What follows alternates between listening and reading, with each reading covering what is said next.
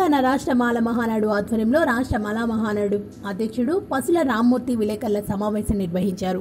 ఈ సందర్భంగా ఆయన మాట్లాడుతూ అంబేద్కర్ జయంతికి ఒక్కరోజు ముందు హైదరాబాద్ నడిఒడ్డున పంజాగుట్టలో అంబేద్కర్ విగ్రహాన్ని తొలగించి దళితులను అవమానపరిచే విధంగా విగ్రహాన్ని తొలగించి చెత్తకుప్పలో పడేసిన వారిపై కఠిన చర్యలు తీసుకోవాలని డిమాండ్ చేశారు.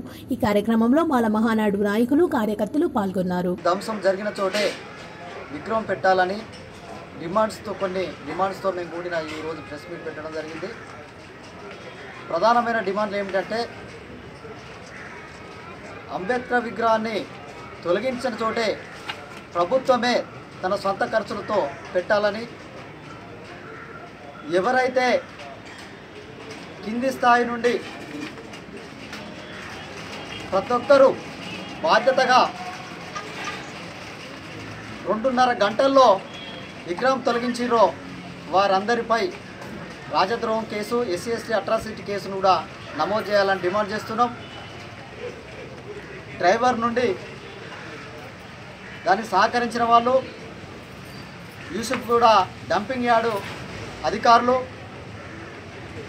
హైదరాబాద్ పట్టణ GHMC కమిషనర్ నుండి రాజకీయ నాయకుల వరకు కూడా బాధ్యత ఉన్నది.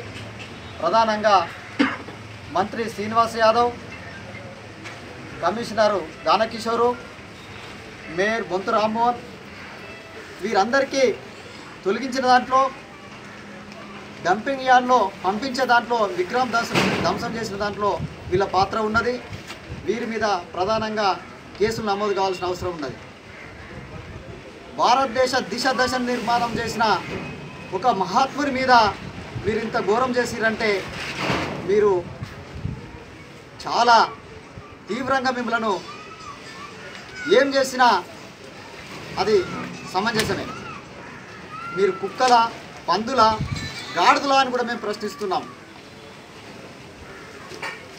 ఈరోజు ఈ రాష్ట్ర ప్రభుత్వం 6 సంవత్సరాల కాలంలో భయభ్రాంతులతో బ్రతుకుతున్నారు. ఎవరు? 90% ప్రజలు, SC/ST BC మైనార్టీలు. ఎందుకోసం అంటే స్వేచ్ఛ లేదు. ఇప్పటి వరకు ఒక మహిళా మంత్రి పదవి లేదు. అంటే వాళ్ళు చెప్పిందే నడుస్తున్నది. వాళ్ళు చేస్తున్నట్టు మేము చూస్తూ ఊరుకుంటుంటే ఇంకా ఎక్కువ చేస్తున్నారు. ఈ ప్రధానమైన డిమాండ్లలో ఇంకొకటి, ఎవరైతే ఒక 2-3 మీద కేసులు పెట్టి చేతులు దులుపుకుంటే ఊరుకోము. అది కింది స్థాయి నుండి ఒక 30 మంది దాకా పేర్లు మాకు సమాచారం ఉన్నది.